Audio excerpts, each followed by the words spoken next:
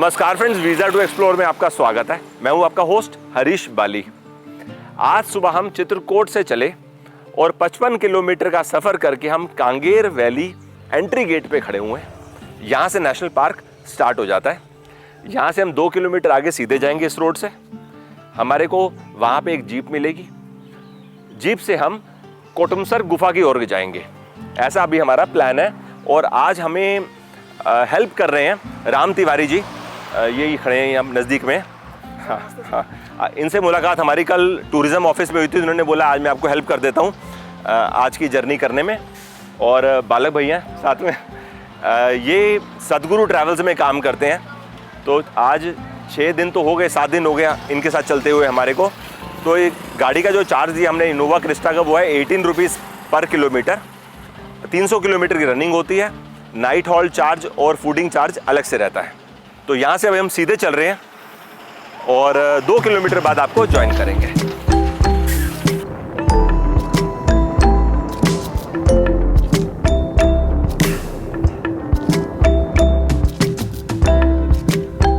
अभी हम Gypsy starting point तक आ चुके हैं।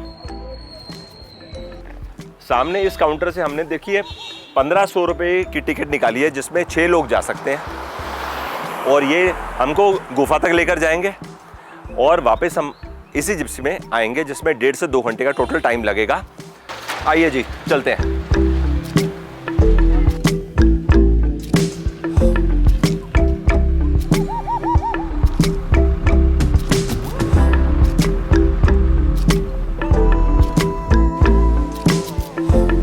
अभी हमने लगभग 5 किलोमीटर की जर्नी की है।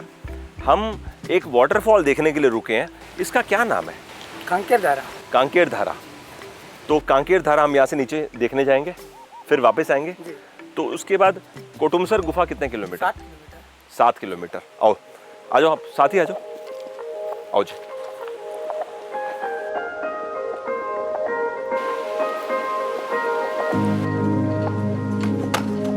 मुझे अभी ना उमेश भाई ने बताया कि बारिशों के टाइम तो ये कांगेर वैली टूरिस्ट के लिए क्लोज रहती है, लेकिन इनका तो घर ही यहाँ पर है गांव में।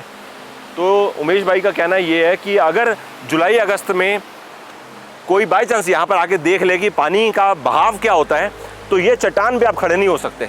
इससे आप अंदाज़ा लगा लो कि आज पानी का लेवल क्या है, और जुलाई अगस्त में ये पूरा कवर हो जाता है, ऐसा ना? अच्छा। और फिर ये 1 नवंबर को खुलता है। हाँ। टूरिस्ट के लिए। तब भी पानी तो काफ़ी रहता होगा नवंबर में। बड़ा अच्छा लग रहा है, ब्यूटीफुल। थोड़ा सा अपन आगे की तरफ चलेंगे, वहां पर आइए।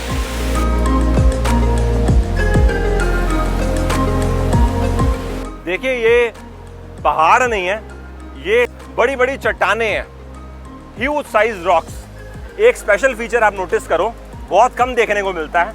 अब ये देखो, ऐसा लग रहा है जैसे टाइल बाय टाइल कटा हुआ है। नोटिस करो, ये देखो 1 2 3 4 5 6, कम से कम 15 रेक्टेंगुलर शेप में टाइल्स हैं। और ये सिर्फ इधर नहीं है, जगह जगह ऐसा हुआ है। तो अब कहानी ये है कि यहाँ पर पानी का जो करंट है वो बहुत ज़्यादा तेज रहता है। तो पानी फिर काटता है रॉक्स को, और इसकी वजह से अनइवन भी है। और जहाँ पानी ने काटा एक ही लेवल पे, तो स्ट्रेट कटिंग हुई है, गदर, ब्यूटीफुल। और मेरे को तो ऐसा लग रहा है यहाँ पर आके कि 1 से 2 घंटे तो आप इधर ही बैठ सकते हो। अगर ऑब्वियसली आपका इंटरेस्ट होना चाहिए, आप नेचर लवर अगर हो, तो 2 घंटे तो आपके तुरंत निकल जाएंगे, पता भी नहीं चलेगा। सही है, चलो थोड़ा सा और आगे चलते हैं।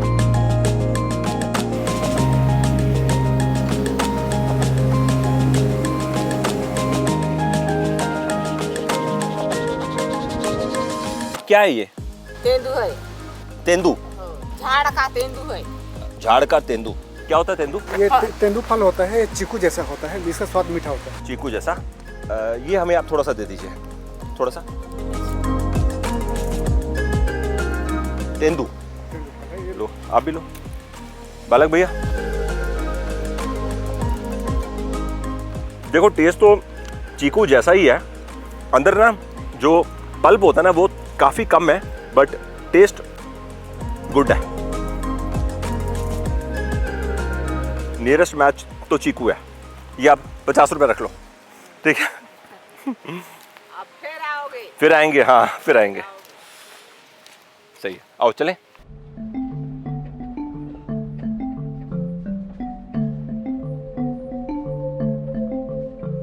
गाड़ी हमारी यहीं तक जा सकती है। यहाँ से 4 किलोमीटर पहले हमें रिकेश ने ज्वाइन कर लिया। अब देखो इनका रोल क्या है। गुफा के अंदर लाइट ज़ीरो है, ना सनलाइट पहुँचती है, ना कोई आर्टिफिशियल लाइट को इस्तेमाल किया जाता है। वहाँ पर ये लोग ऐसा टॉर्च है इनके पास, उससे रोशनी देते हैं। और आपने मुझे तो ये बताया रास्ते में कि इतना अंधेरा है कि अगर कोई लाइट ऑफ कर दी जाए तो कोई एक कदम भी आगे नहीं बढ़ा सकता। नहीं, बिल्कुल नहीं, कुछ समझ में नहीं आएगा। बिल्कुल नहीं आएगा। आपका हाथ को ऐसा भी करो कुछ नहीं दिखेगा। अच्छा जी। और अब हमें यहाँ से कितना आगे जाना है? 100 मीटर चलना पड़ेगा। 100 मीटर चलेंगे? यस। आओ बालक भैया आप भी आ जाओ।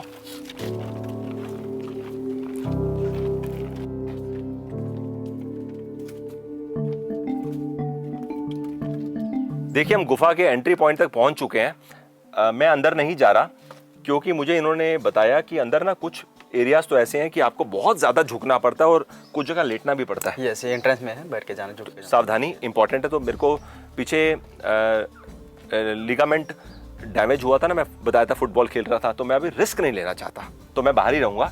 मैं अपना माइक्रोफोन आपको दूंगा, तो आप थोड़ा इंपॉर्टेंट पॉइंट्स बताते जाइएगा। ये देखिए, ये भी एक इंपॉर्टेंट इन्फॉर्मेशन लिखी गई है यहाँ पे। ये बोल रहे हैं कि अगर आपको ब्लड प्रेशर की कोई दिक्कत है, दमा रोग जैसी कोई प्रॉब्लम है, तो अवॉइड करो, क्योंकि अंदर ना ऑक्सीजन तो है नहीं। तो ये जानना इंपॉर्टेंट है कि अंदर ऑक्सीजन लेवल लो है। यस, ठीक है, तो आप लोग जाइए। बाकी जब वीडियो एडिट हो रहा होगा तब मैं गुफा को अंदर से देखूंगा। चलिए। हम लोग जमीन के लेवल से 72 फीट नीचे आ चुके हैं। अभी हम लोग यहाँ से जाएंगे 330 मीटर आगे। बरसात के दिन में गुफा बंद रहता है 16 जून से 30 अक्टूबर तक। हम लोग जहाँ से एंट्री किया ना, उधर से पूरा पानी आता है। जो रास्ता दिख रहा है पूरा वाटर फॉलोइंग है। जो पत्थर में लाइनिंग बना हुआ है, पूरा वाटर की पोर्स से ऐसा लाइनिंग हुआ है। हाँ देखिए सर, हम लोग यहाँ देख रहे हैं चट्टान में दिख रहा है छत में। छत से जो उमस की वजह से जो पानी सीपेज करती है, ठीक है, वो कैल्शियम कार्बोनेट लाइमस्टोन का बेल्ट करता है इसका। ठीक है, ये जो छत से लटक कर ऐसा नीचे की ओर आया है ना, स्टेलेक्टाइट, ठीक है। और इसका एग्जाम्पल मैं आगे जाने से आप लोगों को दूंगा। स्टेलेक्टाइट से जो पानी नीचे ड्रॉप करता है ना, वो स्टेलेक्टाइट का बेल्ट करता है। यहाँ पे आप लोग टच करके देख सकते हैं। ठीक है, ये जो वाटर ना, वाटर नीचे ड्रॉप होगा, कैल्शियम की परत इसमें धीरे धीरे डिपोज होती जाएगी। ठीक है, अभी हम आगे चलते हैं। इस गुफा में कभी भी सनलाइट का प्रवेश नहीं होता, हमेशा अंधेरा रहता है, बहुत ज़्यादा अंधेरा रहता है। इतना अंधेरा रहता है कि यहाँ के जो जीव जंतु जैसे कि पानी में मछलियाँ हैं, उनको भी अंधी मछलियाँ बोला गया है, क्योंकि वो अंधेरे में रह के उनको अंधेरे की आदत हो चुकी है।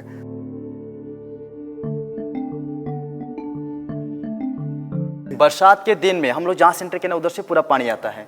ठीक है, दोनों साइड से कट कर इसका जो स्ट्रक्चर बना हुआ है आपको टाइटेनिक जैसा दिखेगा। पानी जहाज का जो सामने वाला फ्रंट वाला शेप रहता है नहीं, ये पूरा टाइटेनिक का शेप में डिजाइन में बना हुआ है। अभी हम लोग आ गए हैं पुरानी गुफा, जो कुटुम्ब सर की गुफा 330 मीटर। ठीक है, अभी आप लोग यहाँ पे देख रहे हैं, इसकी लंबाई 2011 से लेकर अभी तक 410 मीटर तक खोज हुई है। 410 मीटर जाने के बाद भी इसमें पूरा लास्ट तक पहुँच नहीं पाए हैं। इसमें हम लोगों को मैक्सिमम 70 मीटर क्रॉलिंग करके जाना पड़ेगा लेट कर, और जितना इसमें ब्रीदिंग अवेलेबल है उतना इसमें नहीं मिलेगा। ठीक है, अब यहाँ से हम लोग आगे चलते हैं। हाँ देखिए सर, यहाँ पे हम लोग ऊपर देख रहे हैं 20 से 22 फीट की ऊंचाई में। यहाँ पे 2 आँख के शेप में बना है। ठीक है, यहाँ पे हमारे गांव के लोग इसको, कुछ लोग काली माता के आँख के रूप में जानते हैं। अच्छा। इसको हम लोग आस्था से सोचेंगे तो भगवान ने बनाया है, हम साइंटिफिकेशन से सोचेंगे तो इसको पानी से बना हुआ है। पहले टार्चर लैंप का व्यवस्था नहीं होने के चलते गांव वाले क्या करते थे, पेट्रोमेक्स, मसाल, चिमनी, कैंडल आदि का इस्तेमाल करते थे। उसको धुआं इसमें बैठने के कारण पूरा काला पीला हो गया है। और आप लोग को मैं ये भी उदाहरण बताया था साहब पीछे में, जो छत से लटक कर नीचे की ओर है वो पत्थर स्टेलेक्टाइट। ठीक है, और स्टेलेक्टाइट से जो पानी नीचे ड्रॉप करता है वो नीचे में स्टेलेक्टाइट स्टोन का बेल्ट करता है। इसको शोधकर्ताओं द्वारा पता चला है 1 इंच ग्रोथ करने के लिए 150 ईयर लगता है इसका। ठीक है सर, हम लोग गुफा का 330 मीटर लास्ट पॉइंट पे पहुंच गए हैं। ठीक है, यहाँ पे आप लोग पीछे देख रहे हैं, यहाँ पे दिया हुआ जला हुआ है, ये शिवलिंग है। इसको पहले से गांव वाले शिवलिंग मानते आ रहे हैं, अभी भी मानते हैं। महाशिवरात्रि के दिन में पूजा वूजा चलता है और बाकी दिन में पूरा बंद रहता है। ठीक है, ये गुफा का लास्ट पॉइंट है, यहाँ से हम लोग अभी रिटर्न हो जाएंगे।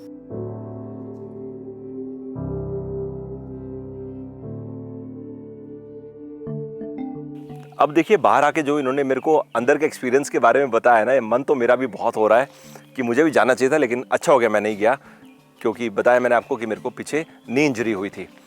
अब कुछ बातें ना मैं आपको डंडक केव के बारे में भी बता देता हूँ। ये सामने इन्होंने बोर्ड पे फोटो भी लगाई हुई है, नाम भी लिखा हुआ है। कुछ देर पहले हम कांगेर धारा जहाँ देखने गए थे ना, वहाँ से 3 किलोमीटर पे ये केव है। पैदल भी जा सकते हैं और गाड़ी भी वहाँ तक जाती है, लेकिन पहाड़ के ऊपर चलना पड़ता है। 470 सीढ़ी है ना, 470 सीढ़ी पड़ी। हाँ। अभी देखिए ये जगह टूरिस्ट के लिए ओपन नहीं है, तो आपको फॉरेस्ट डिपार्टमेंट से अप्रूवल लेनी पड़ती है, फिर आप वहाँ जा सकते हो। तो डिफ़िकल्टी लेवल है, क्योंकि स्टेयर्स हैं, पहाड़ है और फिर केव तो है ही। और वहाँ पर भी देखिए अंधेरा है, तो कोई तो पर्सन जाएगा जो टॉर्च से आपकी मदद करेगा। बगल में आप देखो कैलाश केव, मेन रोड से जाएंगे तो 45 किलोमीटर्स। अब कैलाश केव टूरिस्ट के लिए वैसे ओपन है भी और नहीं भी है वाली बात है।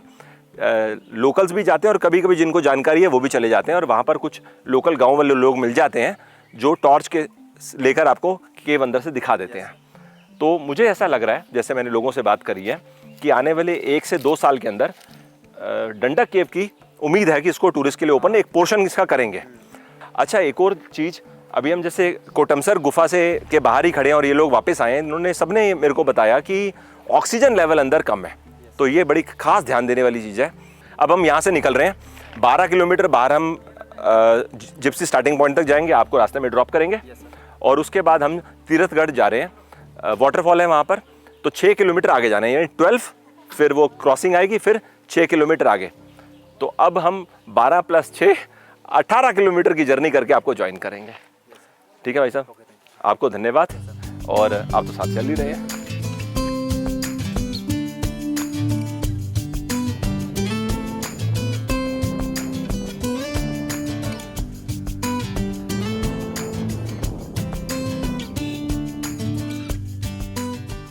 हम तीरथगढ़ वाटरफॉल के पास पहुंच चुके हैं। गाड़ी हमारी पार्किंग में खड़ी हो चुकी है।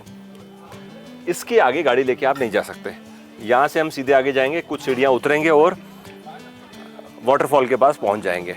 देखिए अभी 3:30 बजे का टाइम है। पहुँच तो गए थे हम यहाँ पे लगभग 20-25 मिनट पहले, लेकिन अब हम इंतज़ार कर रहे हैं हमारे लिए खाना रेडी हो जाए, तो उसके बाद हम वाटरफॉल देखने चलेंगे। डंकू भाई हैं सामने जो खाना तैयार कर रहे हैं, तो हम अंदर बैठेंगे, अच्छा रहेगा। आइए जी। तिवारी जी कहाँ गए? आओ, आ जाओ। लंच रेडी हो गया है। अब मैं आपको बताना कहाँ से शुरू करूँ। यहाँ से। ये चावल और चिकन को मिक्स करके बनाया गया है। क्या बोलते हैं? चाउर भाजा बोलते हैं। चौल भाजा, लाल साग, दाल, अचार, चापड़ा चटनी होती है। यहाँ लोकल भाषा में चापड़ा बोलते हैं रेड एंट को, जिसमें इस चटनी को बनाने के लिए इस्तेमाल किया जाता है अदरक लहसुन के अलावा, और पूरे बस्तर में ये चटनी बहुत चलती है। जस्ट आपको दिखाने के लिए मैंने अलग से ये रेड एंट रॉ फॉर्मेट में भी आपको रेड एंट भी मंगवा ली है। देखिए वड़ी मैंने 4 दिन पहले भी खाई थी। इसको रखिया बोलते हैं यहाँ पर। वाइट पम्पकिन जिसे पेठा बनता है, मीठे वाला पेठा, उसको और उड़द दाल को मिक्स करके बनाते हैं, फिर ड्राई करते हैं, और यहाँ पर इन्होंने उसको आलू और बैंगन के साथ तैयार किया है। अब बच गया ये देखो जी, ये भी एक यूनिक प्रिपरेशन है, यूनिक स्टाइल ऑफ प्रिपरेशन है।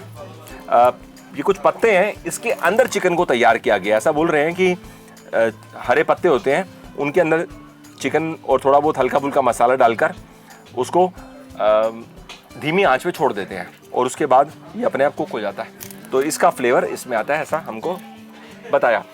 इस ड्रिंक को क्या बोलते हैं? दोना पुड़का बोलते हैं। दोना पुड़का बोलते हैं, सही है। ये क्या है? चावल? ये पेज है, इसको माड़िया और चावल के साथ बनाते हैं। एक प्रकार का एनर्जी ड्रिंक है। माड़िया का क्या मतलब हुआ? माड़िया एक छोटा सीड होता है, उसका पीसते हैं और इसके चावल के साथ बॉईल करके इसको पतला ड्रिंक बनाते हैं।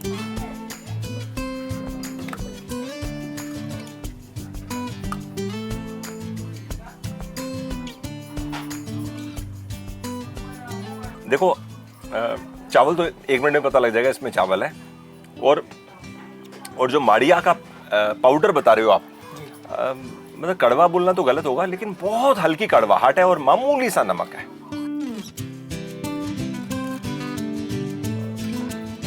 ये दोना पुड़का में ना एक बहुत डिफरेंट किस्म की स्मेल है, हाँ। है ना, मतलब आपको महसूस हो रही है कि कुछ तो चीज़ अलग है, और वो इस लीफ पत्ते की स्मेल है, मैं वही महसूस कर रहा हूँ, और गुड है। अरे भाई साहब धन्यवाद, आपने 2 चम्मच एक्स्ट्रा दे दिए, अच्छा किया। लो जी, एक आप लो, एक मैं लेता हूँ।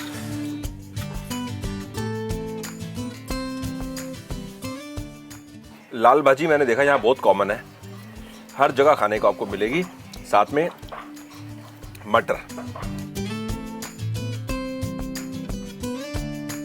इसका टेस्ट ठीक है।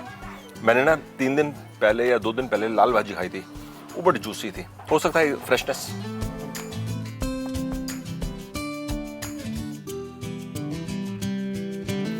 देखिए ये है तो उड़द दाल, लेकिन स्वाद बहुत डिफरेंट आ रहा है। चापड़ा देखिए, मैं थोड़ा सा टेस्ट करूंगा।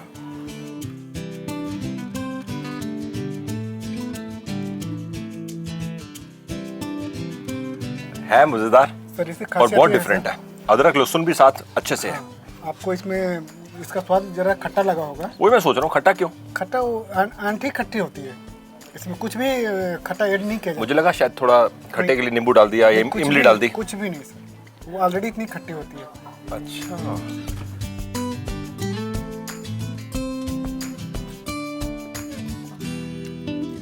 डोना पुड़गा का टेस्ट लाजवाब है, मिर्च अच्छी खासी है, और इसका एक पर्टिकुलर स्मेल है जो लीफ की है, और अच्छे से टेस्ट में डोमिनेट कर रही है। वेरी वेल कुक्ड और बहुत स्वादिष्ट।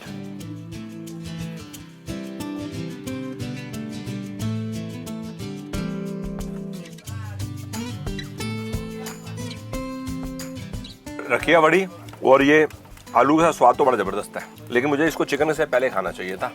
चिकन में वो जो मिर्च है ना, वो अभी जुबान पे है। गुड़ और चावल के आटे से आपने बताया ना इसको बनाते हैं? गुड़ बड़ा बोलते हैं। गुड़ बड़ा बोलते हैं।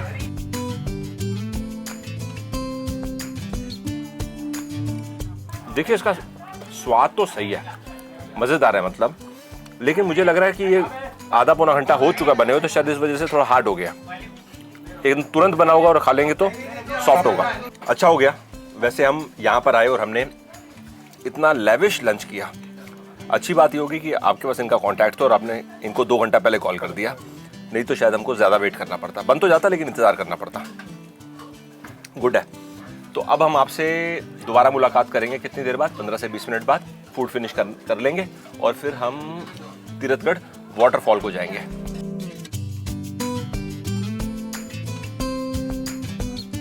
लंच फिनिश हो गया। ओके टंकू भाई, हमारा देखिए 5 लोग थे, टोटल बिल आया 1300 रुपये। हमने बहुत सारी आइटम्स मंगवाई थी, तो एवरेज मोटा मोटा 250 रुपये पर हेड। और वैसे अगर आप वेज लेते हैं या तो अप्रॉक्सीमेटली 100 रुपीज़, और नॉन वेज में अगर इतना सारा वैरायटी ना मंगाओ तो एक 150 रुपीज़ पर हेड में यहाँ पे एक एवरेज बिल आता है। आइए जी, यहाँ से चलेंगे।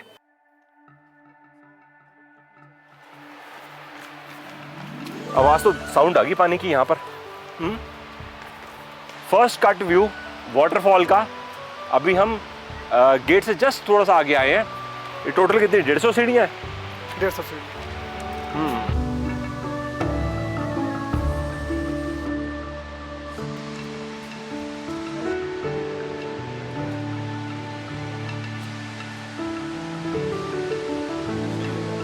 देखिए जी, हम जल प्रपात के पास पहुंच चुके हैं। ये जो नेचुरल ब्यूटी है ना, मुझे बहुत पसंद आ रही है। इसके पीछे कारण ये है कि ये बहुत बड़ी चट्टान है। अब पानी ने रेगुलर जो चट्टान को काटा है ना, उससे बड़े सारे स्टेप बन गए हैं। हर स्टेप बाय स्टेप पानी नीचे उतर रहा है। इतना अच्छा लग रहा है कि आप 2-3 घंटे कहाँ गुजार दोगे यहाँ बैठे, मतलब आपके समय कहाँ गुजर जाएगा पता भी नहीं चलेगा। So beautiful, so beautiful. इसका नाम आपने बताया मूंगा बहार है। मूंगा बहार नाला। मूंगा बहार नाला से बनता है तीरथगढ़ वाटरफॉल। तीरथगढ़ वाटरफॉल मूंगा बहार नाला से बनता है, और आगे चलकर ये कांगेर धारा को ज्वाइन करता है। उसके बाद कांगेर जो धारा हम वाटरफॉल देखे हैं वो बनता है। उसके बाद वो सबरी को ज्वाइन करेगा। नदी में ज्वाइन करता है। सबरी ज्वाइन करेगी गोदावरी को, और गोदावरी से बे ऑफ बंगाल। सही है। यहाँ पर लिखा हुआ है इस कुंड में भंवर है, कृपया कुंड के अंदर ना जाएं। एक चीज़ मुझे अभी इन्होंने और इंटरेस्टिंग बताई कि अगर आप जुलाई अगस्त में बारिश के दौरान यहाँ पर आते हैं, सितंबर में भी आते हैं, तो पानी देखिए वहाँ से लेके वहाँ तक पूरा चलेगा, और वो भी खूंखार रूप में। तो ये पानी की साउंड आज हम 200 मीटर तक सुन पा रहे हैं, वो समझ लो आधा पौना किलोमीटर तक सुनाई देगी। बिल्कुल सुनाई देगा सर। सही है। तो 10-1 मिनट हम लोग यहाँ पर थोड़ा घूमते हैं, जी फोटोग्राफी करते हैं, और उसके बाद हम लेवल 2 में जाएंगे। लेवल 1 है। यस आओ जी। सही है।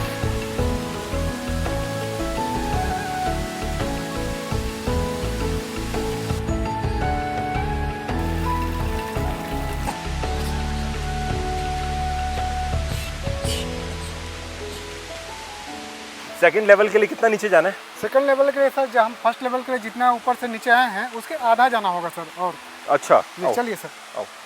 अच्छा ये है, सीढ़ियाँ उतनी ना बड़ी बड़ी नहीं है यहाँ पे, हाँ थोड़ा संभल के। बहुत पहले बनी हुई है सर। हम लोग लेवल 2 तक आ चुके हैं। ऊपर जो हमने व्यू देखा और जो यहाँ देख रहे हैं, दोनों एकदम अलग है। मतलब अगर आप 1 में आए और 2 में नहीं आए तो आपको लगेगा हमने कुछ मिस कर दिया। अब देखो यहाँ पर फॉल जहाँ से आ रहा है उसकी दिशा बदल गई। दूसरी बात, यहाँ पहाड़ एकदम अलग है। अलग का मतलब है आप पहाड़ के बहुत पास हो, चारों तरफ पहाड़ है, ठीक है। 3 तरफ तो पहाड़ है, एक तरफ तो खाली है।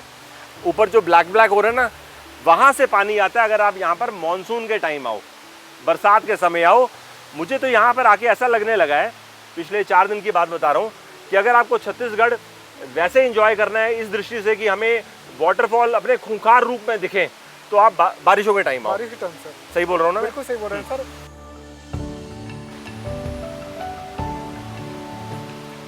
कमाल है। ये कोई लेवल 3 भी है क्या यहाँ पे?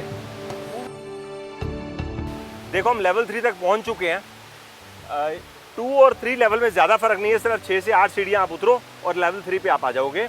अगर आप कभी भी चित्रकूट वाटरफॉल आते हैं, चाहे मॉनसून सीज़न हो चाहे वैसे कोई भी सीज़न हो, तो मेरी सजेशन में आपको यहाँ तीरथगढ़ जरूर आना चाहिए, मिस नहीं करना चाहिए। और तीरथगढ़ अगर आप आएंगे तो आपको वो गुफा भी मिस नहीं करनी चाहिए, कोटमसर गुफा, जो आज हमने दोपहर में विज़िट करी थी।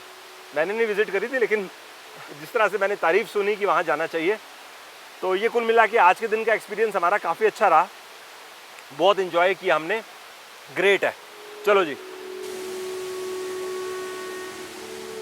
अभी मैं सीढ़ियाँ चढ़कर जब ऊपर की तरफ आ रहा था तो एक पर्सन ने मुझे बताया कि आप ना यहाँ पर एक नेचर ट्रेल भी फॉलो कर सकते हो 3 से 4 किलोमीटर की।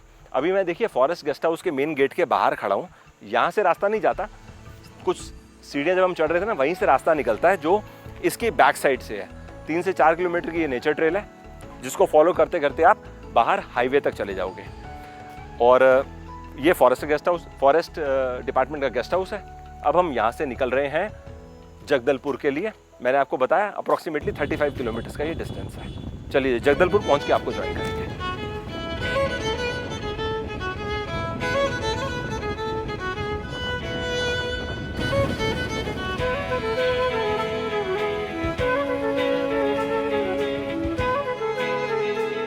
देखिए अभी हम संजय मार्केट चौक में संजीवनी नाम की एक शॉप है जो फॉरेस्ट डिपार्टमेंट रन करता है, यहाँ पर आए हैं। मैम मैं यहाँ पर ना जंगल का शहद खरीदने के लिए आया हूँ, ये फॉरेस्ट हनी। इसकी मैम क्या प्राइस है? ये हाफ केजी 260। 260 में हाफ केजी, सही है। लिखा भी है ना, वन धन विकास केंद्र, वेरी गुड। तो मैं आपसे 2 बॉटल तो ये लूँगा, ठीक है। और सीतोपलादी और सर्दी खांसी नाशक चूर्ण दोनों एक एक दिखा दीजिए। मैंने ना सर्दी खांसी नाशक और सीतोपलादी अपने लिए ही लिया है। पिछले 1-1.5 साल से मैं नोटिस कर रहा हूँ मेरा गला ना बहुत सेंसिटिव हो गया। मतलब थोड़ा सा भी कुछ ठंडा ले लेता हूँ तो फट गला पकड़ा जाता है। तो ये दोनों मैं लूँगा आपसे। ये क्या तिवारी जी? ये महुआ के लड्डू हैं जो कि बस्तर का महुए से बना हुआ है। अंगूर जैसे उसके फल होते हैं, एक बहुत बड़ा पेड़ होता है, उसको ड्राई करके इसको कुछ और स्वीट मिक्स करके, गुड़ वगैरह मिक्स करके इसका लड्डू बनाया जाता है। तो आपके पास ये इमली भी है? मैंने सुना बस्तर की इमली बहुत ज़्यादा फेमस है। इनफैक्ट आज मुझे ना सुबह ही कोई बता रहा था कि जगदलपुर जहाँ पर अभी हम खड़े हैं, बस्तर का डिस्ट्रिक्ट हेडक्वार्टर टाउन, यहाँ पर जो मंडी है, मतलब इमली की मंडी, वो एशिया की सबसे बड़ी है, मतलब वॉल्यूम के हिसाब से। ऐसा ना? जी हाँ, बिल्कुल। यहाँ बस्तर में इमली का उत्पादन बहुत ज़्यादा होता है और इसलिए सबसे एशिया की सबसे बड़ी मार्केट है यहाँ पर। क्या प्राइस है इसका? ये 80 रुपये आधा किलो। 80 रुपीज़ आधा किलो। लो जी, ये भी ऐड कर लेते हैं। अब काजू भी होते हैं आपके पास? बस्तर में काजू है। अच्छा, बस्तर में काजू भी ग्रोथ है। क्या कीमत है और कितने ग्राम है? ये 250 ग्राम का है, 360 रुपये। 250 ग्राम 360 रुपया। ऊपर मैंने देखा च्यवनप्राश। आमतौर पे हम शहर में लेते हैं च्यवनप्राश काफ़ी रेगुलर। इसमें भी कुछ अलग है, टेस्ट करके देखना पड़ेगा और चीज़ को समझना पड़ेगा। 100 बात की एक बात। ठीक है, तो हम ये भी ले लेते हैं। तो मैम इसका हमारे को आप बिल बना दीजिए। धन्यवाद।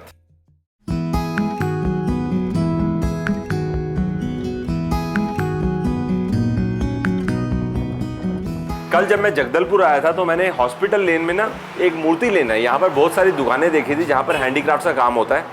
तो अभी हम गणेश हैंडीक्राफ्ट्स पे आए हैं। मैं शॉप में ही खड़ा हूँ, तो हमने इन सारी दुकानों में से इनकी शॉप में आ गए सर रैंडम। तो कुछ बताइए हमारे पास, हमें आपके पास क्या क्या है? सर ये जैसे ये है, नहीं, इसको तो मेरे ख्याल से बोलते हैं डोकरा आर्ट। डोकरा सिर्फ, जी सर, डोकरा आर्ट बोलते हैं जी ना? जी डोकरा। ये यहाँ का लोकल आर्ट में हम ना हमारी- पीछे कोंडागांव गए थे, जी, जी। वहाँ पर भी हमने ये चीज़ देखी थी। तो ये कोंडागांव की भी मशहूर है, यहाँ जी, की जी, भी मशहूर है? जी जी, दोनों जगह। अच्छा, तो इसको बनाने में आप लोग क्या कांसा यूज़ करते हैं कि स्टील? हाँ सर, पीतल रहता है ये। पीतल? जी। सॉरी, मैं भी स्टील बोल रहा हूँ। कांसा या पीतल? पीतल। अच्छा, तो अंदर सर इसमें मिट्टी रहता है। वजनदार चीज़ है वैसे? अंदर मिट्टी रहती है इसमें। मिट्टी रहता है जी। उसके ऊपर मोम का, जो मधुमक्खी का जो मोम आता है उसका लेयर चढ़ाते हैं वायर। उसके बाद इसको पीतल को गला के इसमें डालते हैं। क्या कीमत है इसकी? ये सर पेयर में 5000 का है। वेरी गुड, ब्यूटीफुल, बहुत बढ़िया। सामने जो कोणार्क वो है व्हील, उस क्या कॉस्ट है? ये सर 9000 का है और ये आपका शिमला वुड में। अच्छा, रॉट आयरन भी मैंने कोंडागांव में देखा था। जी सर। वहाँ पर भी फेमस है और जी अब सर। यहाँ है तो इसका मतलब इधर का भी फेमस जी, जी। फेमस होगा। थोड़ा इसका बताइए, ये ट्राइबल्स डांस कर रहे हैं ऐसा लग रहा है देखकर। सिंगल वुड में जी, है? जी। और ये फ्रेम बाद में ऐड हाँ किया? जी, फ्रेम। तो ये सारी कार्विंग एक ही वुड पे की जी गई जी है? सर, उसमें पूरा वर्क किया हुआ है अच्छा, एक ही में। कॉस्ट? एक और सर ये आपको पड़ेगा 1500 रुपए के। पुरानी आर्ट को बचा के रखा हुआ है जी जी जी। और ये सब काम कर रहे हाँ हैं। सर, बढ़िया। मेरी दुकान सर 25 साल हो गया आज। अच्छा, वेरी गुड।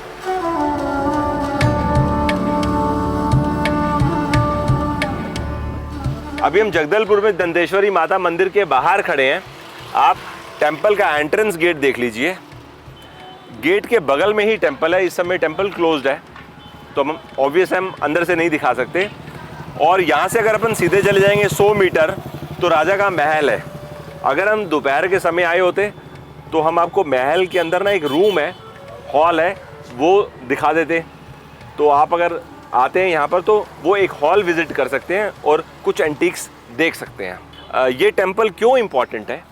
क्योंकि राजा भैरम देव जी जो काकतीय वंश के राजा थे, उन्होंने इस मंदिर का निर्माण किया था। तो इसका मतलब हम 12वीं-13वीं शताब्दी की बात कर रहे हैं। दूसरी बात, हम दंतेवाड़ा में माँ दंतेश्वरी के जब मंदिर गए थे, वहाँ भी हमें बताया गया था माँ का जो मावली रूप है वो यहाँ पे आता है बस्तर दशहरा के दौरान। आमतौर पे जब भी हम दशहरे की बात करते हैं तो हम भगवान राम, रावण, ये सब चीज़ें हमारे माइंड में आती हैं। लेकिन यहाँ पर बस्तर दशहरे का मतलब वो चीज़ नहीं है। यहाँ पर माँ दंतेश्वरी की पूजा की जाती है। जब उनका रूप यहाँ पर आता है तो ये 75 दिन का दशहरा, सारे लोग जो बस्तर के हैं, सारे ट्राइब यहाँ पर आते हैं और बहुत धूमधाम से मनाते हैं। पूरा 75 डेज का आपने बताया होता है। 75 दिन का होता है। यहाँ पर एक रथ तैयार किया जाता है, उस रथ को सब लोग मिलकर खींचते हैं। फिलहाल जो सामने आप रथ देख रहे हैं वो देखिए उधर, वो रथ लास्ट दशहरे में इस्तेमाल किया गया था। उसी समय या उसके थोड़ा टाइम बाद दशहरा कंप्लीट हो जाने के बाद नया रथ पहले ही बना लिया गया, जो सामने जो अगले दशहरा में इस्तेमाल किया जाएगा। एक बार रथ को हम नज़दीक से देख लेते हैं और उसके बाद हम यहाँ से चलेंगे। देखिए, यही और रथ है जिसका परिचालन यहाँ से किया जाता है, जिसमें सभी ग्रामीण और जितने भी ट्राइब्स हैं वो हाथों से रस्सी से खींचते हैं और एक चक्कर लगाते हैं। लगभग 1 किलोमीटर के दायरे में इसको डेली परिचालन होता है। तो ये छोटा रथ है, फूल रथ है, ये डेली चलता है। इसे एक बड़ा रथ विजय रथ होता है जो कि लास्ट 2 दिन चलता है। अच्छा, इस समय हम रथ के बगल में ही एक और बिल्डिंग के बाहर खड़े हैं। ये सामने आप देखिए। ये जगह क्यों इम्पोर्टेंट है? क्योंकि यहाँ पर बस्तर दशहरा के दिनों में सिराहा बैठते हैं। बस्तर दशहरा के बारे में हमने यहाँ पर आके काफ़ी कुछ जान लिया है। अब फिज़िकली तो हमको दोबारा आना ही पड़ेगा दशहरा देखने के लिए, बट वो कब ये कह पाना मुश्किल है। अभी देखिए सीन ये है कि टाइम इस समय रात के 10:15 बज चुके हैं। अब हम पहले हमने सोचा था कि यहाँ से हम 8:30-9 बजे तक निकल जाएंगे और हम कोंडेगांव रात को नाइट स्टे करेंगे, लेकिन अभी भी प्लान ऑन है क्योंकि वहाँ पर ऑलरेडी हमारी बुकिंग हो चुकी है। तो आज रात को हम कोंडेगांव रुक रहे हैं। तिवारी जी भी हमारे साथ ही चल रहे हैं। कल हम 3 से 4 घंटे सुबह वहाँ पर इनके साथ बिता लेंगे कोंडेगांव के नज़दीक में किसी गाँव में, और फिर हमारी कल शाम को फ़्लाइट है। मतलब एक तरह से समझ लीजिए कि कल हमारा 10, 11, 12 बजे तक घूमेंगे, उसके बाद हम निकल जाएंगे वहाँ से, क्योंकि वहाँ से हमको रायपुर पहुँचने के लिए 250 किलोमीटर का सफ़र करना होगा। बाय द वे इस समय जहाँ पर हम खड़े हैं यहाँ से रायपुर 300 किलोमीटर दूर है। अगर आप आंध्र प्रदेश साइड विशाखापट्टनम जाना चाहते हैं तो वो भी 300 होगा, वो भी 300 है। यानी यहाँ से भी एग्जिट कर सकते हैं। अगर आप बाय एयर जाना चाहते हो तो विशाखापट्टनम से भी कर सकते हैं। और विशाखापट्टनम से ध्यान में आया कि एक अपॉर्चुनिटी और भी थी। अगर मैंने थोड़ा पहले प्लान कर लिया होता तो मैं अराकू वैली भी जा सकता था, क्योंकि वो रास्ते में आता ना है। ट्रेन की फैसिलिटी है विशाखापट्टनम के लिए। हाँ, ये कर सकते थे हम प्लान, बट एनीवेज वो तब विजिट कर लेंगे जब हम आंध्र प्रदेश आएंगे। तो आज अभी के लिए आपको बाय बाय, जल्दी आपसे दोबारा मुलाकात होगी। Thanks for your time.